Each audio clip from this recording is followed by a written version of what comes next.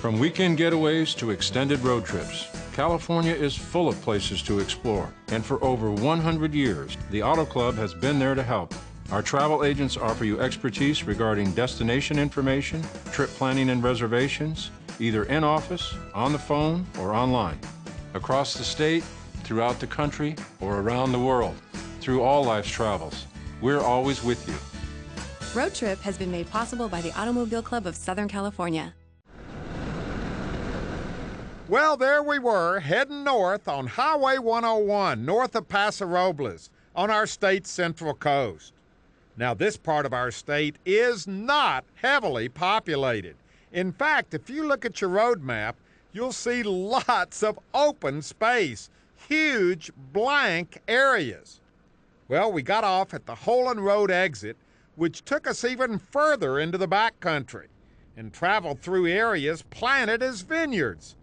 Also, we saw lots of big trees and beautiful, sparsely populated countryside. You getting the idea here? We were literally heading into a part of California I'd never been to before, didn't know what to expect. We were on a road trip that ended up being a lot of fun. It was filled with history and lots of big surprises. Okay, our road trip begins, and from the look of things are falling apart around here. Ann, introduce yourself to everybody. Hi, I'm Ann Beckett. I'm the president of the San Antonio Valley Historical Association. Okay, and obviously we are standing in front of what's left of a historical building. Tell everybody where we are right now. Well, we're at the Dutton Hotel. It was originally an adobe built in 1850 by somebody named Ramirez. It was a stage stop and a hotel and everything like things were in those days. This was just part of a larger community, wasn't it? Yes, but it was the first building, we think. There's another little store there. There was actually a whole street of garages and livery businesses and all that. And what was this community called? It was called Huell. Now, wasn't there some controversy just about even the name of the community? Oh, yes. Some people think it's from a Salinan Indian word. And then there's a funny story, probably not true, that a stagecoach driver lost control of his horses and he yelled, "Hold on!" And that's where the name Huell came for the community. Yes. All right, now why isn't much left here today? Because the only thing we've seen has been what's left of the old adobe hotel here. You've got a church, a functioning Episcopal church, which was built back in the 1880s. Okay, so it's still standing. And then Yes. there's the old, what's that other clapboard building down there? That's called the Tidball Store, and it has been mothballed for restoration, but that was 20 years ago that So it's happened. just sitting there. Just So sitting you got there. 3 structures left. What happened to the rest of the town? Well, William Randolph Hearst came along and bought up the old land grants in the 30s. Now, why did he buy them up? He wanted land, he wanted to expand west from Hearst Castle over the mountains. So Hearst Castle is what? It's not very far from here. About 30 miles. 30 miles cross country as the crow flies. That's right. He was expanding all of that ranch around Hearst Castle. That's right. And expanded it down into this part of California. That's right. So he bought all this land up. And what did he do with the people who lived here? Well, they had to leave. They were homesteaders and they thought they had a legitimate claim to the land, but the sheriff came and most of them moved south to what is now called Lockwood, but then they called it Poverty Flats. Poverty Flats? Why Poverty Flats? Because it was harder to make a living there. The soil isn't as good. So basically, when Hearst bought up all this land, these communities and the people who lived in them went away. Yeah. This is what's left today.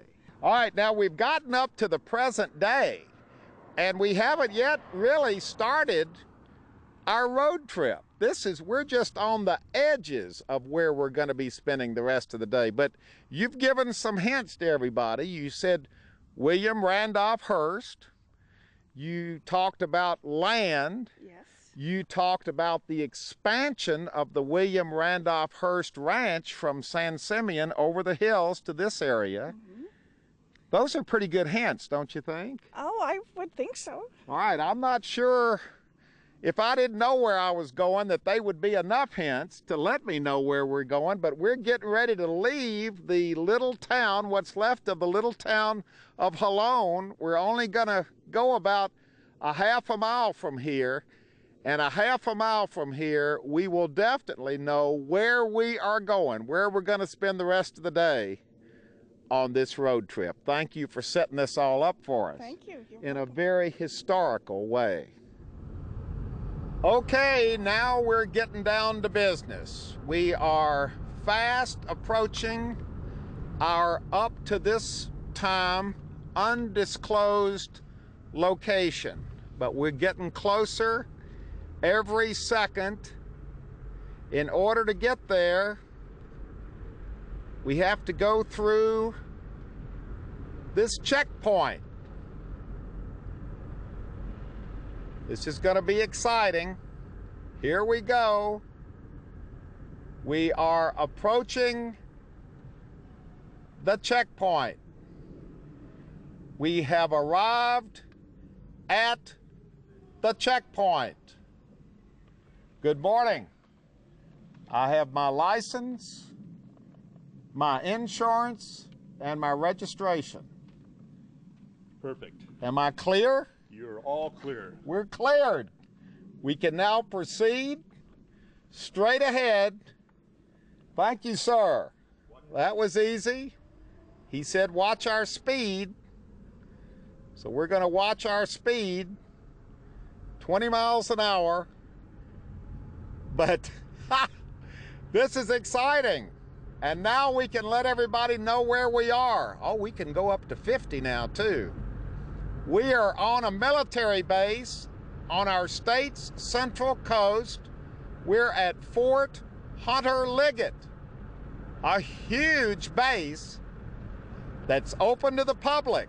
All you have to have is your driver's license, proof of insurance, and car registration, and you get on board this base.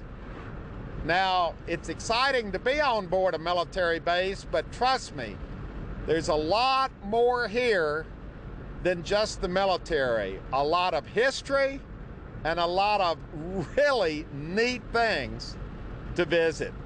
Our adventure, our road trip is underway.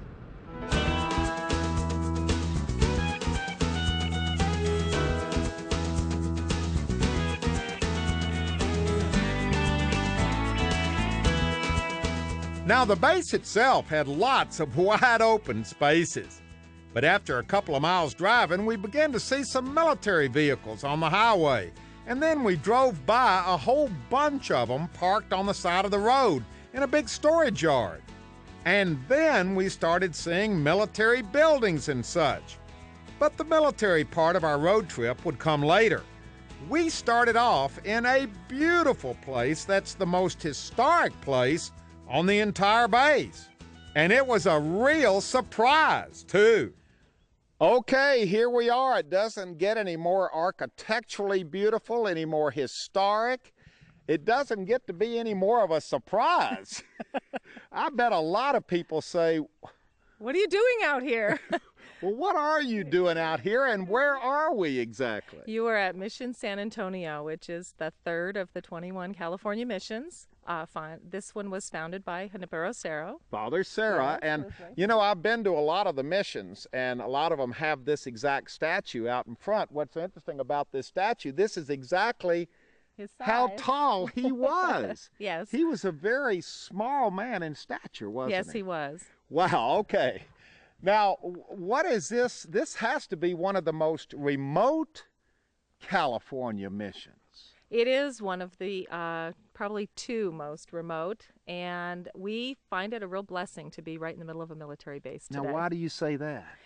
Because we will always look like a mission. If Father Sarah were to come back today, he would recognize this mission. just because there's no development around here. There are no houses being built. Right. There are no freeways being Right. built. And never will be. This is kind of the way it was in the 1700s out here, literally Right. in the middle of nowhere. It's isolated out here today. It is. But back then, it was really isolated. But that the Indians were here. Yeah, of course. So Okay. it wasn't remote in that respect. Yeah. Okay, now the mission looks beautiful. Is it a functioning church? It is mission? a functioning parish in the Diocese of Monterey, and it is a functioning retreat center. Wow. So we can walk around. We're going to see. I'm excited because this is, when you come upon something like this, you feel immediately that you've come upon something It's special. an oasis. It's an oasis in the middle of a busy world. Yeah. It is. All right, we're going to explore the oasis right now. This mission is in such beautiful shape. How did it retain this character over the years? It really didn't. The church remained standing the whole time. However, the area back in here was all restored in 1948 or up until the late 40s by Randolph Hearst. And Oh, William Randolph Hearst helped restore this did mission. help restore it, yes. Wow, and look at this. We weren't just walking, we were walking with a destination in mind. Look at this. This is called the Padres Garden. Yes. Now, let's get historically correct. Would there have been a garden like this out here in the days of the mission? No, there wouldn't have been. This would have been the area that was like the corral for the animals at night to keep them safe. So it was a working courtyard. It was not a garden like Who this. decided to, did William Randolph Hearst decide to put in the I'm roses? not sure who decided to put the roses in, but I think they came about the time of the restoration. Because this is romantic, It is. beautiful California as we would like to think it existed. Right. But in the mission days, this was a functioning courtyard. It This was. was not a garden. This was where the business of the day went on. That's correct. Wow, it's absolutely spectacular. And turning around the corner, here we are. Now, would this have been here? I don't believe this was here originally. I believe the Franciscans probably had something to do with this being here, though, because there are Franciscan monks at the top of it. So this would not have originally been here No. in mission days No, either. it wouldn't have been. What would have been here? The well would have been here, the well that we have over here, and it would have been a lot of dirt Yeah. and a lot of animals. So the only water out here would have been Well water. well water. Right. And you probably had a lot of well water. Well water, the water table's pretty high in the front of the mission, and they also had the aqueduct system. They had to have water, be Yes. near water to have a mission. Yes, they did. Is this still natural water coming out today? This is not well water. This water comes from the base now. You keep bursting all my bubbles. I want sorry. to see it bubbling up out of the ground. The wells are still here. They're just not in use right now. I'm feeling stressed. I need a place I can go to unwind, to be away from radio, from television, from computers, from satellites, from the whole thing. Now, you had alluded to this earlier.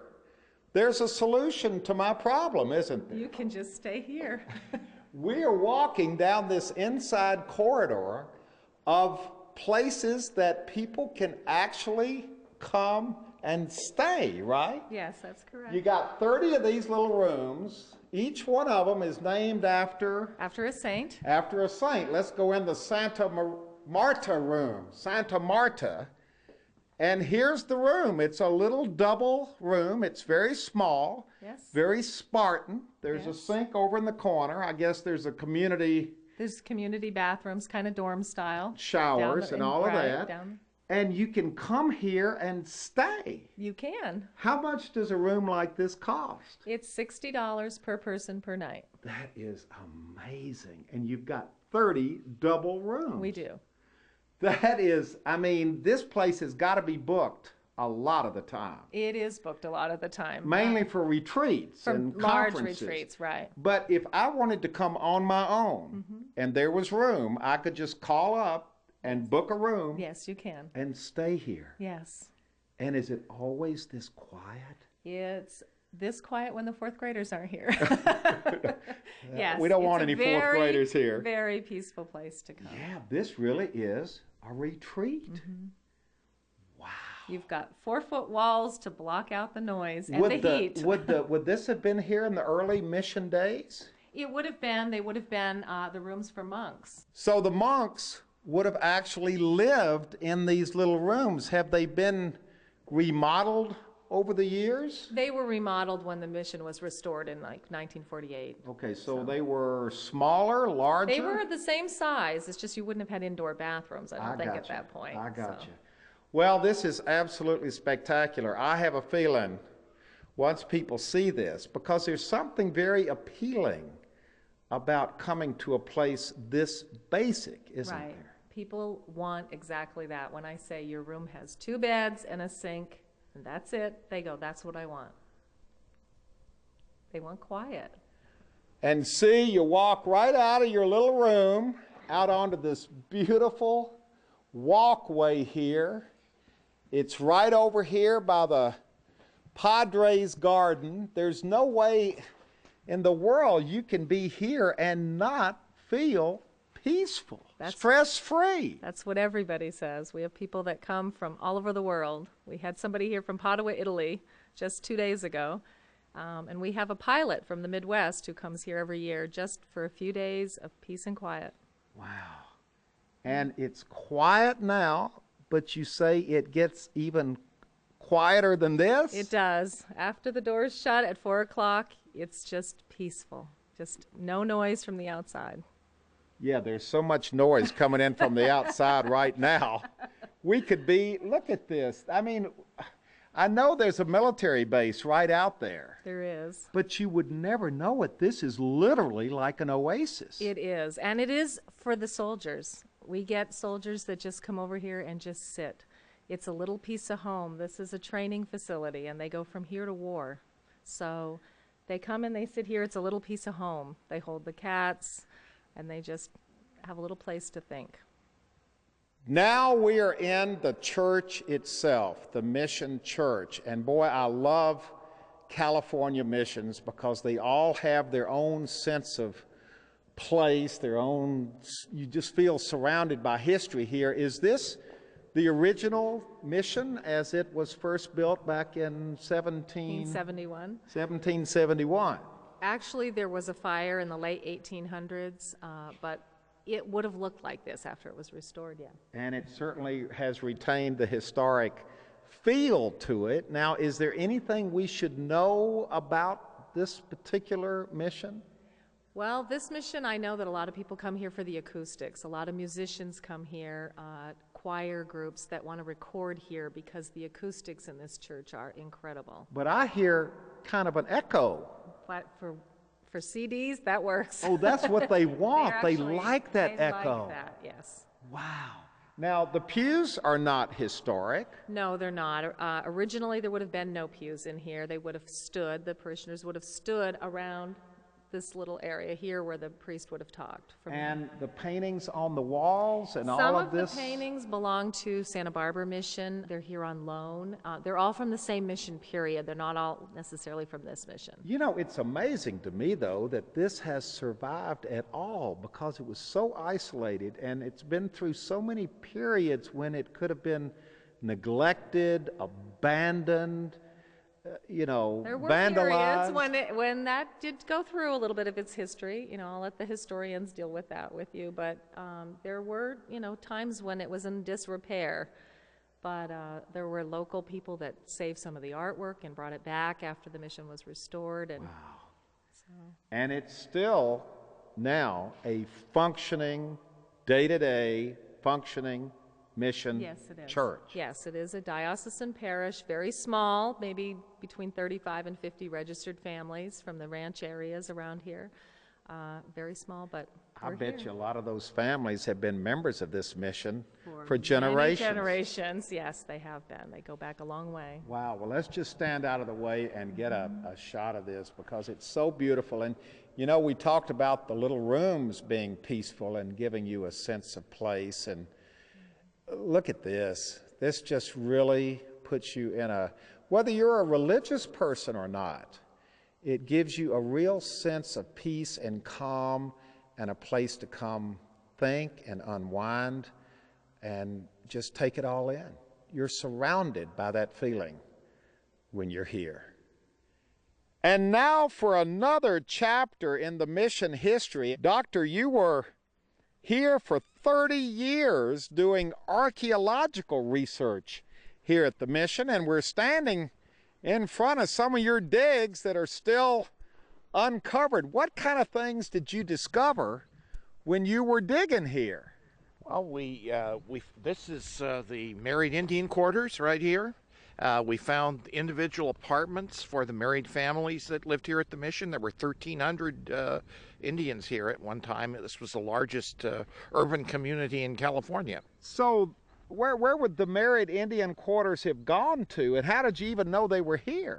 Well, we have historic maps and documents that tell us where these were.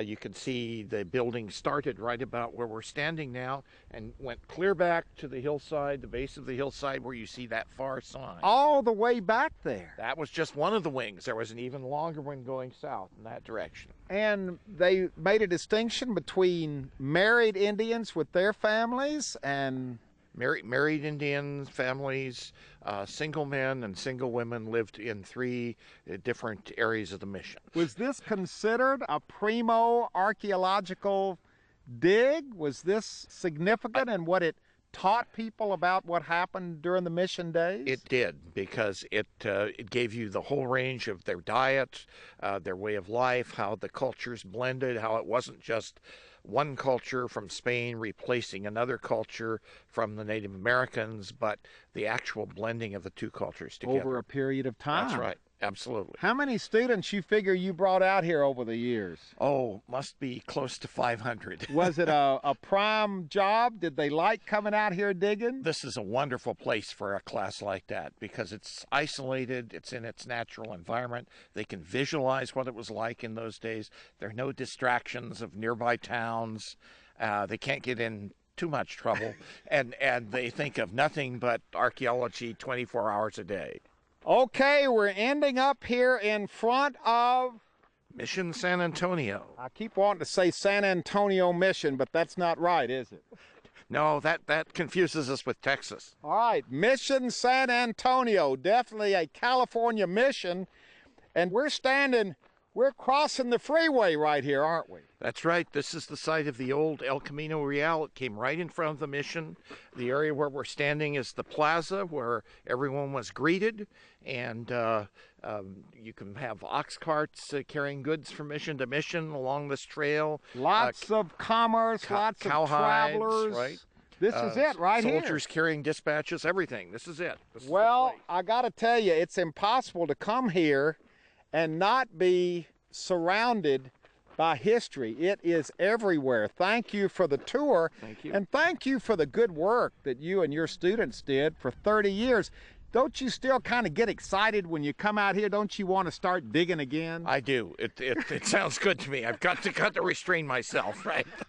And thank you very much for your welcome. tour. You're welcome. This has been such a treat for us, and of course such a surprise. Like we said when we started this adventure, we're surprised, but we're not alone, are we? No, you're not, and we hope you come back for that peaceful night. Yes, I'll be back, and so will a lot of other people. And what's so beautiful about this is that here's this mission built in 1771. Right out here, and the church has how many acres? 86. Sitting on 86 acres in the middle of a military base with thousands of soldiers, lots of hustle and bustle. But look right over here.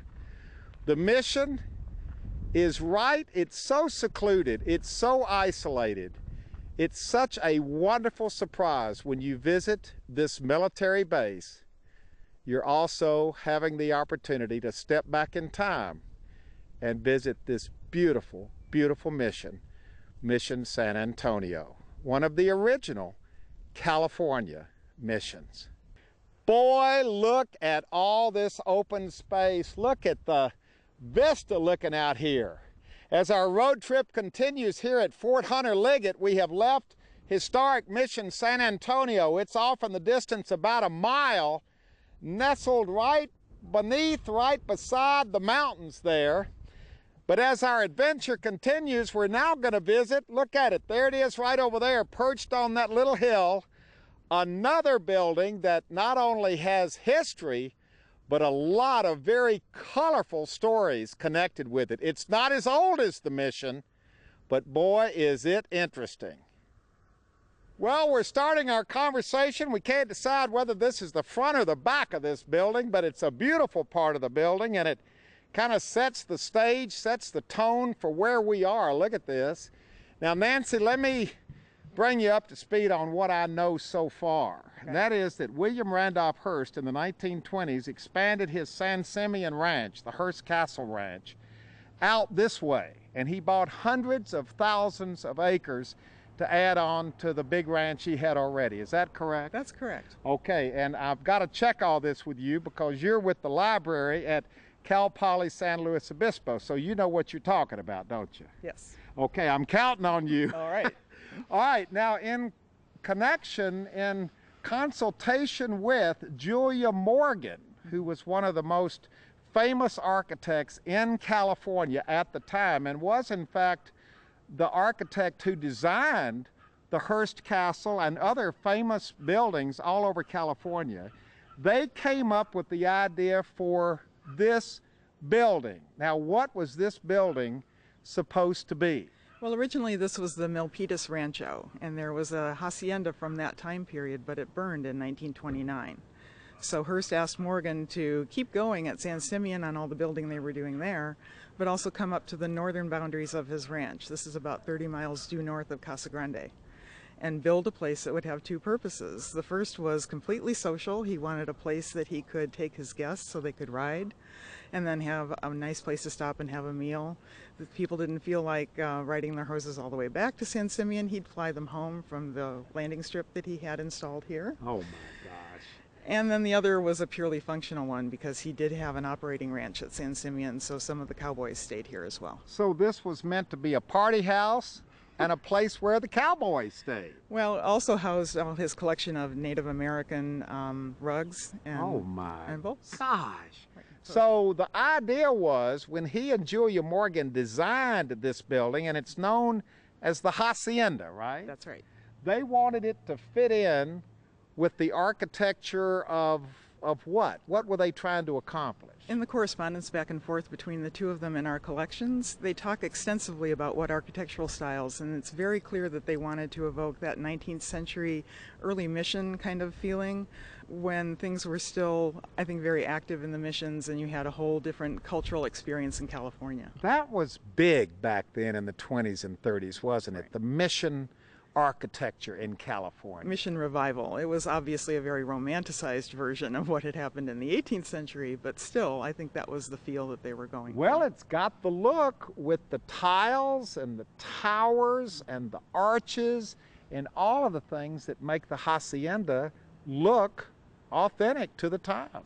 And in a typical Hearst move, of course, he writes to Julia Morgan and says he wants something that's fairly plain and very simple. But of course, as time goes on, they keep adding features. And so there are a lot of nice architectural details here as well. Okay, now we're heading inside. Our tour continues. We've been joined by Tom Gano, who, well, Tom, you're at the base these days, but for a while you actually managed the hacienda, so you know a little bit about this place as well. A little bit. All right, where are we right now? Because this is well, first let's talk about this mural. Is this a historic mural? No, it is not. It was painted, it was started by a soldier in 1956, and after he finished his enlistment, he returned here as a civilian employee and finished it in 1957. So it's historic in a way because it represents the Army's part Right. That's of exactly what went right. on here, but it is not historic to the Hearst era. That's correct. And what happens when you come to these buildings is that all of these layers, these chapters, get kind of fuzzy, don't they? Because there have been lots of layers of history over the years. Let's go back to the Hearst era. What would have happened in this room? This was essentially a banqueting room where the guests that had ridden that very rugged horseback trip from the main house at San Simeon Ranch up here, 31 miles over a couple of mountain ranges, would stop here and usually have lunch or dinner. Would it be a big spread? Would there be music? Would there be wine flowing? What would have gone on in here? I think it would be, everyone talks about the food being very good, but I think it was very simple ranch fare. Depending on the event, they would have mariachi music sometimes. They would have cowboy singers. And how big were these parties? It really depended on who was staying at the castle and who was up for a horseback ride like that. It's said that sometimes Hearst would say, "Who'd like to take a little tour of my ranch?" And so people didn't realize they were in for this, multi-hour ride that they had in front of them. Tom, what a beautiful wooden ceiling. Look at the size of those big wooden beams up there. That must have been quite an accomplishment to get all that beautiful wood up there. Well, we get that a lot here, but they aren't really wood. Julia Morgan's specialty was cast concrete. Those are cast concrete beams. That's not wood. That's not wood. Well, actually, I knew that because you kind of tipped me off, but it looks like wood. It sure does. And it must fool everybody. Yes, everybody thinks it's big, huge beams. Why would she use cast concrete instead of wood? It was a new type of design at that time, and she was a specialist in it. Wow. Boy, it's held up. As a Julia Morgan fan, is that part of what she was known for, doing things like that, surprising people? Actually, she surprised people, but I also think she worked really comfortably in a number of architectural genres. But what I like about this ceiling is it fits in with her arts and crafts sensibility as well, where you had exposed beams. These weren't beams. These weren't wooden beams. But she wanted you to think they were beams. So same idea. Okay, we've just come right across from the first big party room where William Randolph Hearst used to throw those big blowouts, and we've come right across here. Tom, what do you think this was? This was another party room. We think perhaps it was used in the winter because of the big fireplace. So he had two big party rooms here. Yeah. And in a funny kind of a way, it is still a party room. What happens here today? Here today, this is Club Hacienda. This is where the soldiers come for refreshment after hours, off duty. Club Hacienda. Club Hacienda. But, and this is our next big announcement, this is not just for soldiers. No, it's open to the public.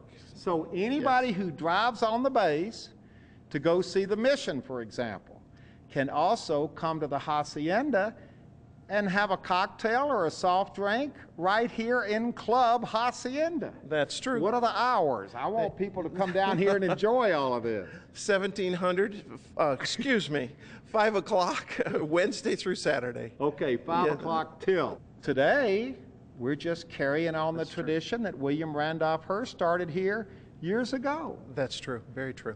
Right here in Club Hacienda, appropriately named. We're still in the Hacienda, and here's another surprise on this road trip. And I know what I'm talking about, Tom, because I stayed in this room last night. Tell everybody the surprise. I mean, it's a surprise to me that you can stay here. Well, in this William Randolph Hearst Julia Morgan design building, you can spend the night. And anybody can spend the night. The public can spend the night here. I got a call for reservations, of course, but MWR, the Directorate of Morale, Welfare, and Recreation, rents rooms here, the 12 that we have available at this point, from $40 all the way up to $100. And this is the suite. This is where I stayed last night, and this room is right at less than $100. Oh, yes, yes. And there are 4 rooms like this called tower rooms. Right. And then there are a bunch of cowboy rooms, you call them. Right, and they're European-style rooms. The restroom is a community restroom for those. Yeah, because I had my own private restroom here last night. But still, the point is when you come here, it's open to anybody. That is correct. And you can stay in a Julia Morgan building, this famous historic hacienda. Do many people know this? Not very many. Not very many. It's a well-kept secret. Are you booked solid? No, pretty close though, during training time, because the officers tend to stay here. Ah, but civilians can stay here as well. That is true, yes. Boy, that is beautiful. And let's step out of the way and look at this room. Boy, I slept like a baby last night, and part of the joy of being in this room was knowing this is in a Julia Morgan designed historic building right here on what used to be the ranch. Now it's Fort Hunter Liggett, and you can stay here too. We're standing outside the hacienda looking up at the bell tower here, and Tom, I was waiting for the chimes, for the bells to ring, and you've burst my bubble here. Yes, it's another Julia Morgan thing. She did the same thing at Hearst Castle. What she thing?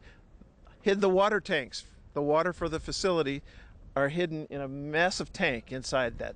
So the tower was built to hide the water tank. Right, so that the building could be gravity fed. There would be no pumps involved. The water would flow downhill like it naturally does, so no pumps were involved. Where are the bells? Where are the chimes? Sorry about that. Just a water tank. It's just a water tank. All right, but look over here, there's more. Now this had absolutely nothing to do with William Randolph Hearst or Julia Morgan, but this is a little piece of history here too, isn't it? Yes, it is. This building came from the 1915 Pan-Pacific Exposition celebrating the opening of the Panama Canal. Where was that? In San Francisco. San Francisco. In San Francisco. How did it get from San Francisco's Pan-Pacific Exposition in 1915 here?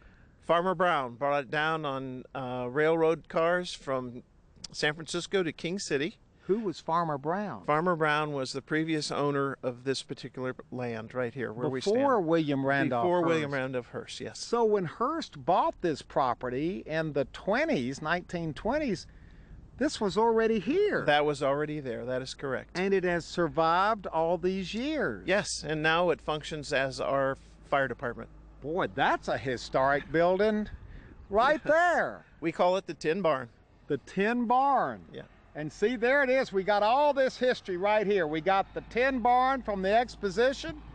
We got an Army truck going by. Give us a wave. Friendly soldiers. And we're standing outside the hacienda. So we got all these layers of history right here together. Yes. You like that, don't you? It's a time capsule. Well, we're ending up. I'm not sure whether this is the front or the back, but it's another one of these beautiful views of the hacienda, and you know why we're ending up right here? Because it's time to bring up a very touchy issue that's been brought up over the years by lots of people. And what is that, Tom? That this is the mission. People for generations have thought this was the mission. That is correct, even today. They stop here before they get to the mission a mile down the road. That's correct. Now, this has always been a problem with this place, hasn't it? That's right. Even during the design process, when Hearst and Morgan would correspond with each other, their concern was that they build something that was complementary to the mission, but not overtake the mission in any way. And since it's only about a mile away, I think their concerns were justified. Wow, yeah, because when you drive down the road and you see this, your first indication is to say, oh, there's the mission, Mission San Antonio. It's very imposing from the road. It really is. And there's something else that's imposing right up there. That definitely makes a statement, and there's a little bit of controversy about it, but it definitely is part of what the hacienda is all about for one reason or the other. Yes, that's true. We think the folklore is that that was added to differentiate it from the mission. It's a Moorish dome that would be very close to mission revival, but not exactly. You never saw anything like that on a California mission, right? Not to my knowledge. Not a Moorish dome. So if you're driving down the road and you're looking for the mission, don't go to the building that has the Moorish dome on top. That is correct. And that was put there by Julia Morgan when this hacienda was originally designed back in 1930. 1930. And it's still here today, right in the middle of this Army base. What makes it so wonderful is that it is open to the public. You can spend the night here. Not like the Cowboys did, but you can spend the night here like we did last night. You can have liquid refreshment here. Not as elegant as the parties that William Randolph Hearst threw back in the day, but you can still dance and drink and have a party here.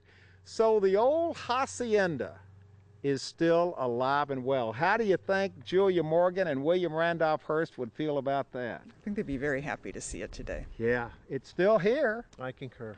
Yeah, it's a good thing. Yes. All the way around, Moorish dome and all. That is correct. This beautiful place, this beautiful hacienda, right here in the middle of today's Fort Hunter Liggett. Okay, as our road trip continues, we have left the hacienda. There it is, perched up there on the hill, and then you come down the road here. There's a gas station there that's available for civilians to use and buy gas. We gassed up there yesterday afternoon. And then here is this little snack bar right here. This is where we had dinner last night. And this is where we're getting ready to go inside and look around right now. We're heading inside the snack bar here at Fort Hunter Liggett. We're inside the snack bar, our first soldier sighting. Soldiers, give us a wave. They're here, they're on break.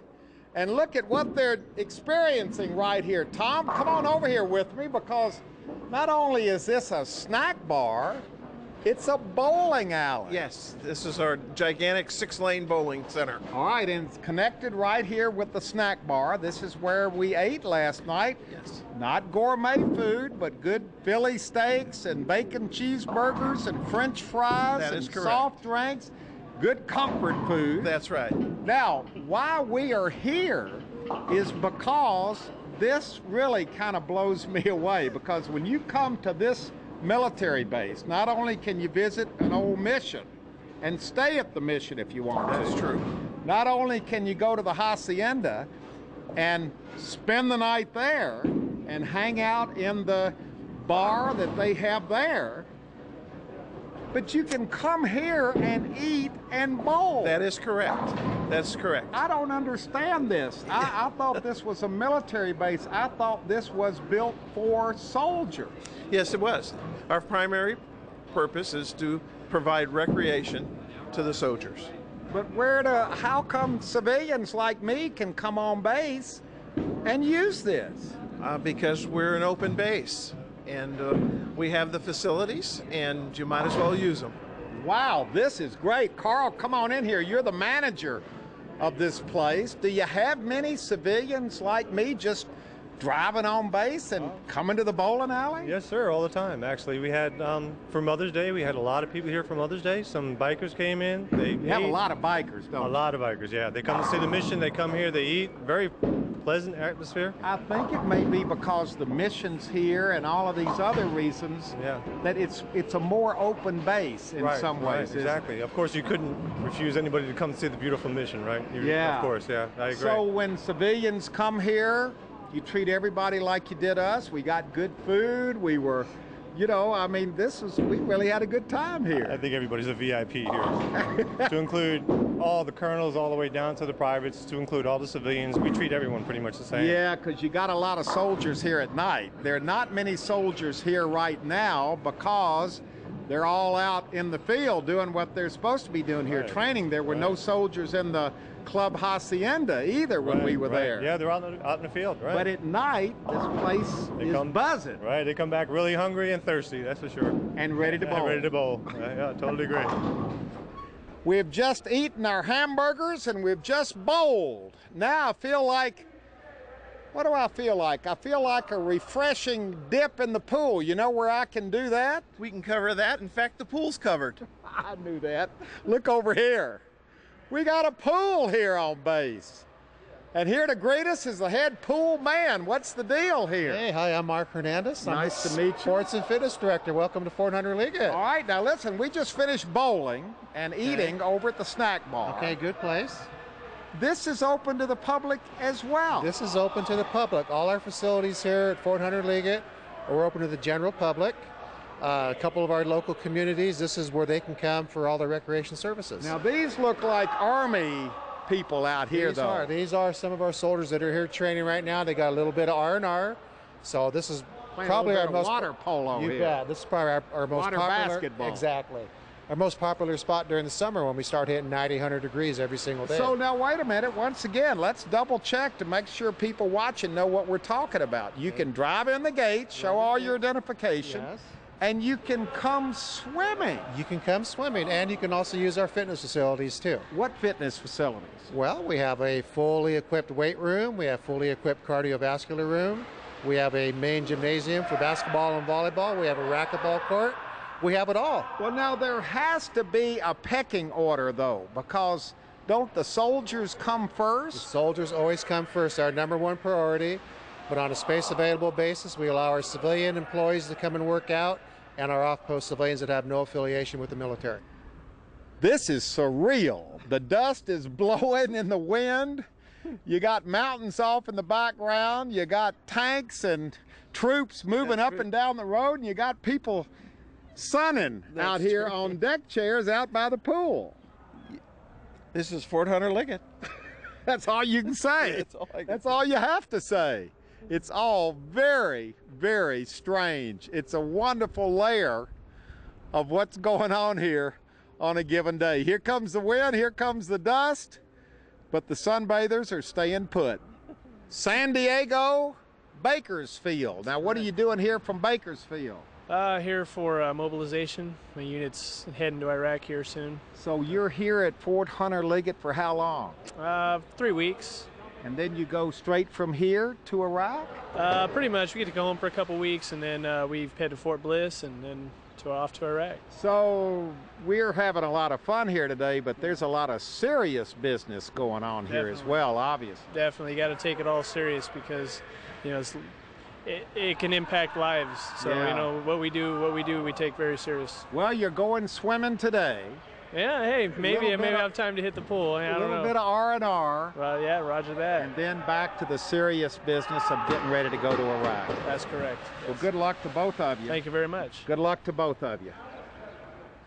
The soldiers are uncovering the cannon, which is our cue to meet up with your name, sir? Colonel Kevin Riddler. Okay, your position here. I am the installation or post commander here at Fort Hunter Liggett. Okay, we have been here all day and we've had an absolutely wonderful time. We've learned about the history, the William Randolph Hearst, Julia Morgan history of this piece of land. Right. Let's talk a little bit about the military history of this land, because when did it leave William Randolph Hearst and become property of the United States government? 1939, only about 10 years after they started building the hacienda itself. Okay, so it's been a military installation ever since. What goes on here? All kinds of training, predominantly centered around the Army Reserve, but goodness, we train Marines, Navy Seabees here, we've had Air Force and the 82nd Airborne, we've had the Japanese Ground Defense Force, you name it, they come here. So it's a training base. It's not a big base as far as permanent personnel. That's correct. We have about 300 soldiers stationed here permanently, several hundred civilians who work here on a regular basis, growing to about 690 civilians total overall. But training of the soldiers come in regularly, that's really the key thing. Thousands and thousands of men and women come through here every year. Yes, indeed. Coin of the realm for us is number of man days of training. For a large period of time, we're averaging about 320,000 man days of training. Since we created our command about 2 years ago, we've jumped up. This year will be close to 800,000, but just almost triple what it was. So it's a busy base. Yes, sir, that it is. And it's a big base geographically, isn't it? 167,000 acres. It spans from the mountainside down to almost a desert-like area during the summertime, and you get snow up in the mountains, thankfully not down in the valley. We're appreciative of that, but yeah, you get just about anything here. And the Army knew what it was getting, I assume, when they got it, because you've got a lot of area here to train in. Yes, sir, we do. Now, in fact, we've got, among other things, 33 drop zones where you can parachute into. We've got a C-17 airstrip that we can land down on. A lot of different things from our tactical training bases, a whole number of things in the area. I haven't seen that many soldiers here today. That's because we're here during the day hours, which are the working hours. The soldiers are out in the boonies training right now, aren't they? Yes, sir, that they are. You know why we're here? To kind of check out the things that civilians can do on this military base. This is a combination that I've never seen or heard of before between the military mission of this base and all of these things like the Mission San Antonio, the Hacienda, the bowling alley, the swimming pool, all the things that people can do as civilians by just driving on the base with proper identification. Oh, that's correct. In fact, you hit it right with proper identification. As they come through, they must have a driver's license, they must have proof of insurance, they must have their registration.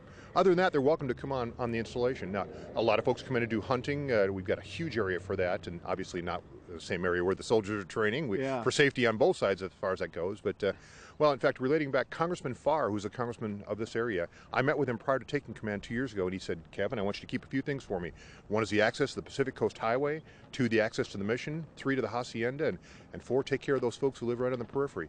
We've been able to do all that in spades. So. But it's kind of a unique, this is kind of a weird juxtaposition balancing act, isn't it? You've got a bustling military base here, and at the same time, you got a carload of civilians coming in to spend some time at the mission. We sure do. And, you know, it's ironic because we get the soldiers on the one side who are totally focused on that training, wondering why there are civilians here, and we get civilians wondering why the military folks are bothering their vacation time. Yeah. We balance both of them and just try to be polite on both ends, and they match up fairly well.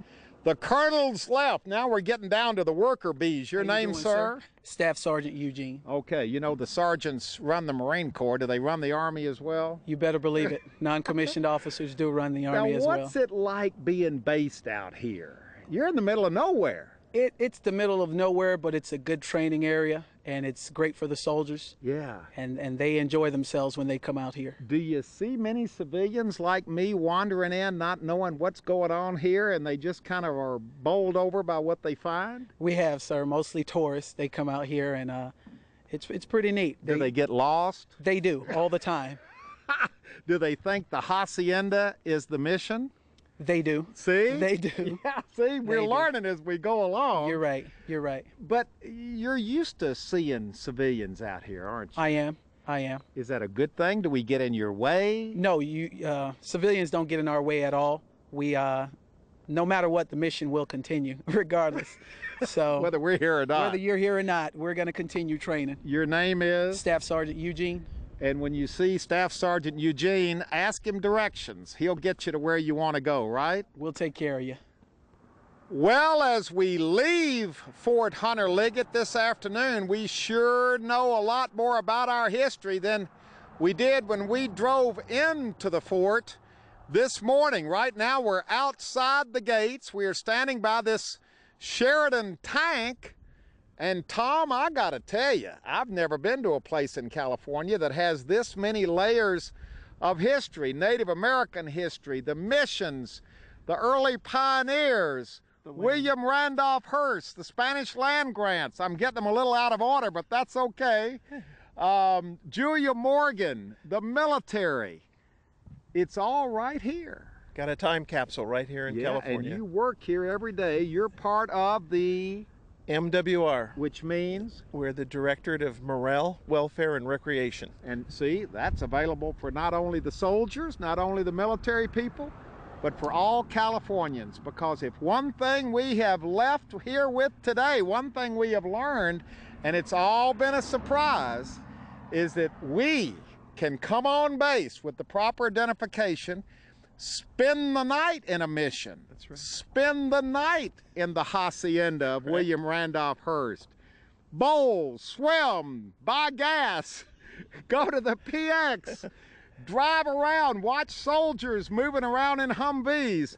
You can do it all right here. That's correct, yes. And that's been a surprise. It is a surprise to most people. Have we worn you out today? Darn near, I'll tell you. Well, we've had a wonderful day. Thank you so much. Boy, this has been one of the most exciting road trips I think we have ever been on. Not only seeing all of this history up close, but the discovery that it's available for all of us to see. And thank goodness the Army is doing such a wonderful job preserving and protecting all of this history. It's all here for Californians and actually people from all over the world to enjoy. Let's stand out of the way because this is how it all starts. Driving right through those gates right there into Fort Hunter Liggett, right here in a very remote part. You got to be coming here to get here. A very remote but beautiful and historic part of California. That's where we've spent the day on this wonderful road trip. Hope you had as much fun as we did. Come on out here and see it for yourself. I promise you won't be disappointed.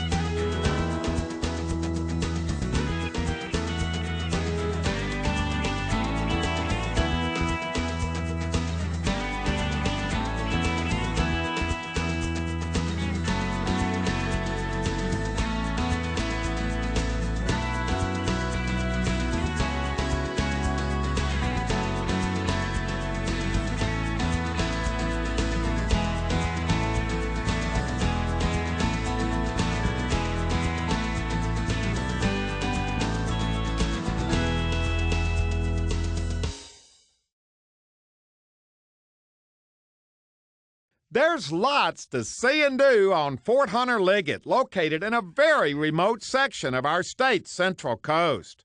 It's well worth a visit. I highly recommend it. And if you'd like to go on this particular road trip again, of course it's available on DVD. All you have to do is call 1-800-266-5727 and we'll be glad to send it to you right away. Road Trip with Huell has been made possible by the Automobile Club of Southern California. Wherever you're headed on your next road trip, the Auto Club knows the territory. For travel tips or comprehensive destination information, as well as booking your next family vacation, our website is a great first stop on any journey, no matter how far away your destination may be. Through all life's travels, we're always with you.